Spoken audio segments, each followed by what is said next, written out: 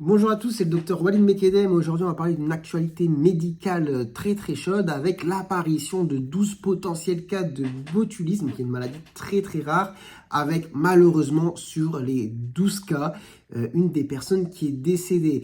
Et ce qui est intéressant de comprendre par rapport justement à la maladie, c'est que malheureusement, cette personne qui est décédée, on a sa femme qui est aussi gravement malade et qui est hospitalisée en soins intensifs réanimation, ce qui nous fait comprendre que vous voyez, vous avez le mari qui tombe gravement malade, mais aussi l'épouse, et on comprend bien du coup qu'il y a un dénominateur commun sur l'histoire qui est justement le mode de contamination, et on va essayer de le comprendre dans la suite de la vidéo. Si on fait le point un petit peu justement sur l'actu, donc je disais une douzaine de cas, dont une demi-douzaine qui sont en soins intensifs, réanimation, donc quelques-uns qui sont carrément sous assistance respiratoire. Et là, on comprend bien qu'on ne parle pas d'une petite maladie genre un rhume, mais vraiment une maladie qui met en jeu le pronostic vital et la fonction respiratoire qui, justement, si elle ne marche plus, vous imaginez bien un petit peu la suite logique qui peut en découler, qui est le décès malheureusement. Mais du coup,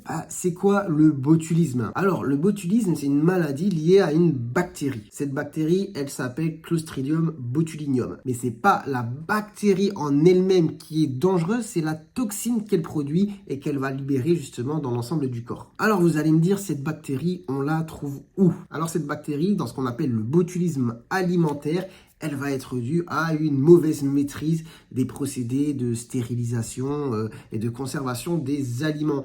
Et là, dans l'histoire actuelle, l'enquête a été faite et apparemment, ça viendrait d'un restaurant à Bordeaux, le Chin Chin White Bar. Donc, je vous le cite parce que évidemment, toutes les personnes qui ont mangé ici dans les jours qui ont précédé doivent rester vigilants par rapport justement à l'apparition ou non de symptômes. Mais pour revenir du coup sur l'histoire de la bactérie, eh bien, quand on maîtrise mal, voilà, justement, les procédés de stérilisation, je parlais de ce restaurant, c'est parce qu'en fait, apparemment, ils faisaient des conserves eux-mêmes.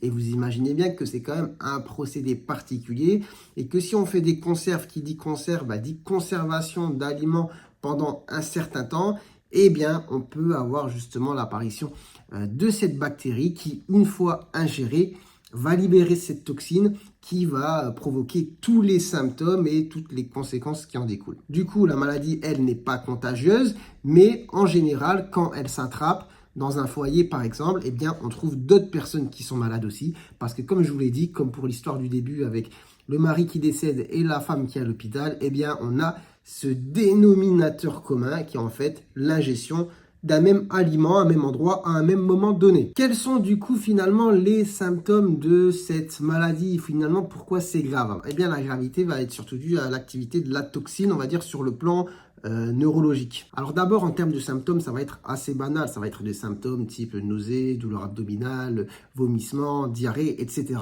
Évidemment, il ne faut pas entrer dans un délire hypocondriaque dans les jours qui viennent. Ah, j'ai mangé au restaurant, j'ai eu la diarrhée, j'ai le botulisme. Non, parce que évidemment, les symptômes ne se résument pas à ça. Ce qui va faire la maladie, c'est surtout les symptômes neurologiques qui en font la gravité. Avec par exemple des troubles de la vision, donc ce qu'on appelle des troubles de l'accommodation, c'est-à-dire des difficultés à voir quand par exemple vous allez rapprocher quelque chose de votre œil ou le fait de voir flou. On peut aussi avoir des troubles de la déglutition, c'est-à-dire des difficultés à avaler, ce qui peut provoquer aussi des fausses routes, donc avaler de travers. À côté de ça, on peut aussi avoir des faiblesses dans les membres. Et ensuite, vous l'avez compris, ce qui va faire aussi la gravité de la maladie, c'est que cette atteinte neurologique peut descendre et entraîner une défaillance au niveau des muscles respiratoires. C'est pour ça qu'on a des personnes qui sont en réanimation sous assistance respiratoire parce que ici, ça ne fonctionne plus tout seul. Il faut un coup de main le temps que ça passe. Et quelle est la durée maintenant justement entre le temps où on avale finalement le produit et on tombe malade? Ça dépend un petit peu de la quantité déjà de produit qui a été avalé. Ça va dépendre des personnes.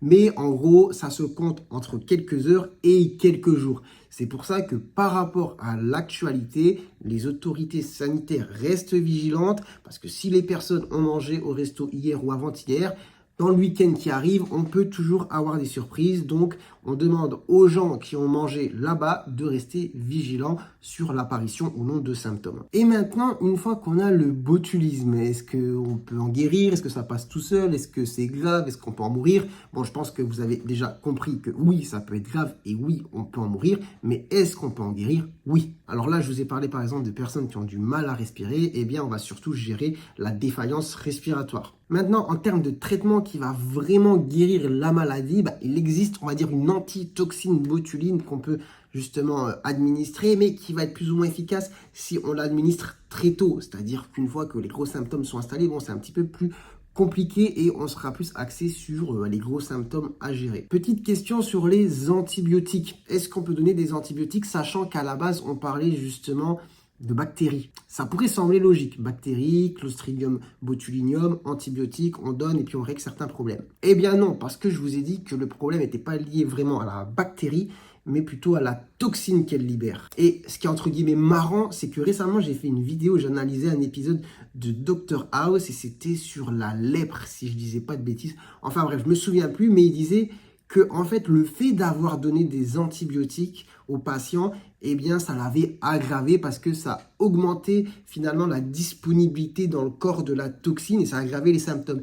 Eh bien là, c'est le même cas avec le botulisme. Il ne faut pas donner d'antibiotiques parce que ça peut aggraver la maladie, en gros, si je résume grossièrement, en dispersant la toxine qui cause les problèmes. Mais sinon, pour donner un mot de la fin plutôt optimiste, si voilà, les personnes sont bien prises en charge rapidement, etc., eh bien évidemment, ça reste une maladie de laquelle on peut guérir et sans séquelles. Mais évidemment, la durée de convalescence, la récupération, etc., va dépendre des patients. Ça va être un peu du cas par cas. Voilà ce qu'il faut savoir au sujet du botulisme. Je pense que si vous savez ça, c'est déjà très très bien.